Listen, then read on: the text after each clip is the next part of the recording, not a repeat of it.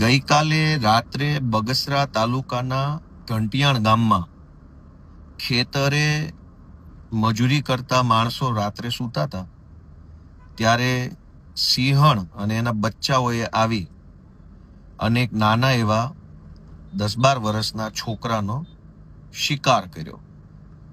અને ગામજનોએ જેણે આ ઘટનાને જોઈ છે અથવા જેની પાસે આની માહિતી છે એમનું એવું કહેવું છે કે સિંહણે પોતાના બાળકોને એટલે કે સિંહણના બચ્ચાઓને છોકરાનો શિકાર કરતા શીખવતા હોય એવી રીતે પંજા મારેલા છે. એટલે ખાઈ જવાની દાનતથી નહીં, શિકાર કેવી રીતે કરવો એની ટ્રેનિંગના ભાગરૂપે પંજા માર્યા છે પીઠ પાછળ અને અન્ય જગ્યા ઉપર. ગામજનો બધા એકઠા થયા. ઘંટિયાણ ગામના સરપંચના ખેતરે જ આ બનાવ બન્યો છે. ગામના સરપંચના ખેતરે થયું એવું કે બગસરા પંથકમાં લાંબા સમયથી દીપડા અને સિંહનો ખૂબ ત્રાસ છે. થોડાક સમય પહેલા જ દીપડાની પરેશાન ગતિની ઘટનાઓ બહુ બની હતી. પાછી અત્યારે સિંહની હેરાનગતિ વધી છે. એટલે ગામજનો ભેગા થયા. ગામના સરપંચના ખેતરમાં જ આ ઘટના બની. સરપંચ અને ગામના આગેવાનો અને અન્ય સૌ સામાજિક લોકોએ ભેગા મળીને એવી માંગણી કરી કે ભાઈ તમે આ દીપડા અને સિંહના ત્રાસમાંથી ખેડૂતોને છુટકારો મળે એના માટે કંઈક નક્કર આશ્વાસન આપો, મજબૂત અમને બાંહેધરી આપો અને શું પગલાં લેવાના છો એની અમને ખાતરી આપો. તો વન વિભાગે ખાતરી આપવાના બદલે ખેડૂતો સાથે દાદાગીરી કરવાના ઉદ્દેશ્યથી જે છોકરાને સિંહે મારી નાખ્યો છે એ છોકરાને બિનવારસી બતાવી દીધો.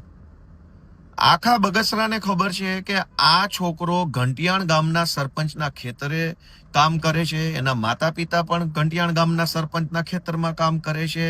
એ બધા ત્યાં હાજર છે સ્થળ ઉપર. એ મરનાર છોકરાના પરિવારના સભ્યો હાજર છે, ગામના સરપંચ હાજર છે, ખેતરના માલિક તરીકે સરપંચ પોતે છે.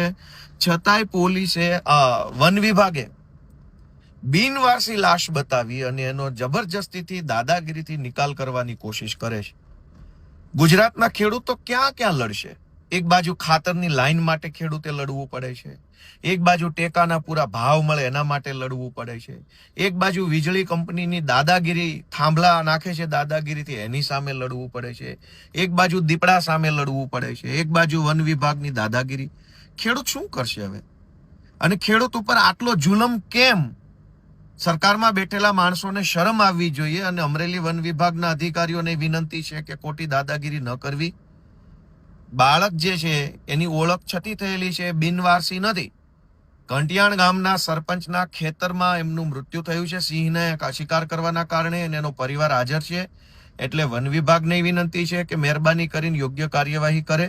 અને સૌ આજુબાજુના ગ્રામજનોને વિનંતી છે કે બધાએ સાથ આપવો જોઈએ, બધાએ એકજૂટ થવું જોઈએ, જાગૃત બનવું જોઈએ. ક્યાં સુધી અન્યાય અને દાદાગીરી સહન કરશું? વીજળી કંપનીની દાદાગીરી, વન વિભાગની માથાકૂટો, ટેકાના ભાવની માથાકૂટો, સિંચાઈના પાણી માટે ક્યાં સુધી? તો બધાને મારી નમ્ર વિનંતી છે કે બધા જાગૃત બને. અને ઘંટિયાણ ગામે જે સિંહ દ્વારા શિકાર કરવાનો ટ્રેનિંગ આપવાની જે ઘટના બની છે પોતાના બાળકોને, એ તો કુદરતી રીતે એ શીખવાડે છે. એમાં સિંહને આપણે કંઈ કહી શકતા નથી.